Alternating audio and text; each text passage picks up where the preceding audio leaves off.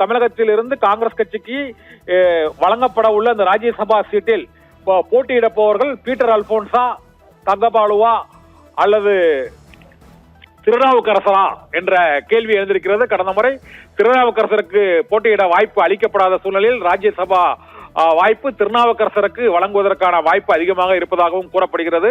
ஆனால் ஒரு இடம் காங்கிரஸ் கட்சியின் சார்பாக காங்கிரஸ் கட்சிக்கு திமுக கூட்டணியில் வழங்கப்படும் ஒரு இடம் தொடர்பாகவும் இன்று முடிவெடுக்கப்படுகிறது. இந்த முடிவுகள் அங்கு டெல்லி தலைமையிடம் ப. சிதம்பரத்தின் சார்பாக தெரிவிக்கப்படும். ப. சிதம்பரம் திமுக கூட்டணியில் தான் காங்கிரஸ் நீடிக்க வேண்டும் என்பதற்கான ஆதாரங்களை எடுத்து கூறுவார் என எதிர்பார்க்கப்படுகிறது. இதனால் திமுக காங்கிரஸ் கூட்டணி நீடிக்குமா நீடிக்காதா, எத்தனை தொகுதிகள், ராஜ்யசபா சீட் யாருக்கு என்பன உள்ளிட்ட அனைத்து முடிவுகளுமே இன்னும் சில நிமிடங்களில் அங்கு ஆழ்வார்பேட்டையில் உள்ள முதலமைச்சரின் இல்லத்திலேயே அந்த முடிவு எடுக்கப்பட்டு டெல்லி தலைமைக்கு தெரிவிக்கப்பட்டு அதிகாரப்பூர்வமாக இன்று மாலையே காங்கிரஸ் தலைமை மூலமாக அறிவிக்கப்படும் என எதிர்பார்க்கப்படுகிறது. அவ்வாறு முடிவு ஒத்து வந்தால் இன்று மாலையில் கே.சி. வேணுகோபால், சோடங்கர் உள்ளிட்டோர் டெல்லியில் இருந்து சென்னை வருகிறார்கள். சென்னையில் இன்று மாலையே உடன்பாடு கையெழுத்தாவதற்கும் வாய்ப்பு இருக்கிறது. இதே போல இன்று மாலையே கூட்டணியில் இருந்து காங்கிரஸ் வெளியேறுவதற்கும் வாய்ப்பு இருக்கிறது. 50-50 சான்சஸ் என்ற அளவில் தான் இப்போதைக்கு நிலவரம் இருக்கிறது.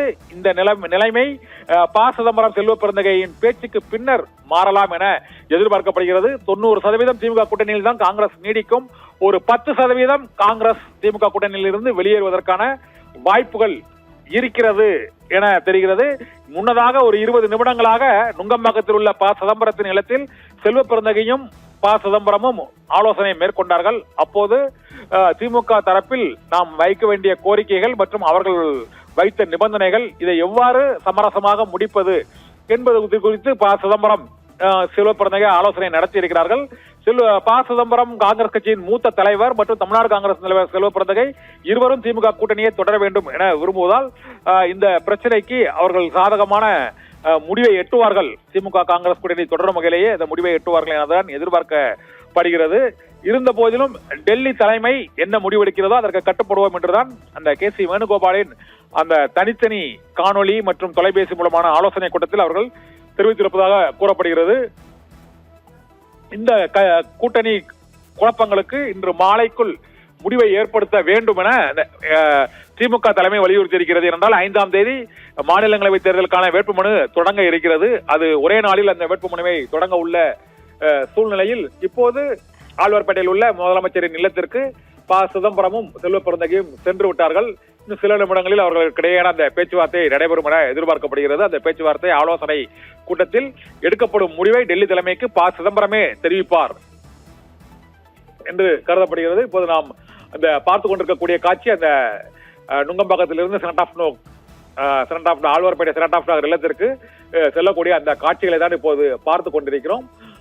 அங்கு செய்தியாளர்கள் உள்ளிட்டவரும் ஏராளமானோர் குவிந்திருக்கிறார்கள். இதனால ஒட்டுமொத்த அளவாக இந்திய அளவில் தமிழகத்தில் காங்கிரஸ் மிக முக்கியமான இந்தியா கூட்டணியில் முக்கிய அங்கம் வகிக்கிற திமுக கூட்டணியில் நீடிக்குமா விலகுமா என்பது தேசிய அளவில் உற்று நோக்கப்படும் மிக முக்கியமான அரசியல் ரீதியான ஒரு திருப்புமுனை செய்தி. ஒருவேளை காங்கிரஸ் திமுக கூட்டணியில் இருந்து வெளியேறிவிட்டால் ஒட்டுமொத்த இந்தியா கூட்டணியே கலகலக்கக்கூடிய சூழ்நிலை ஏற்படும் என்ற எதிர்பார்ப்பு எழுந்திருக்கிறது.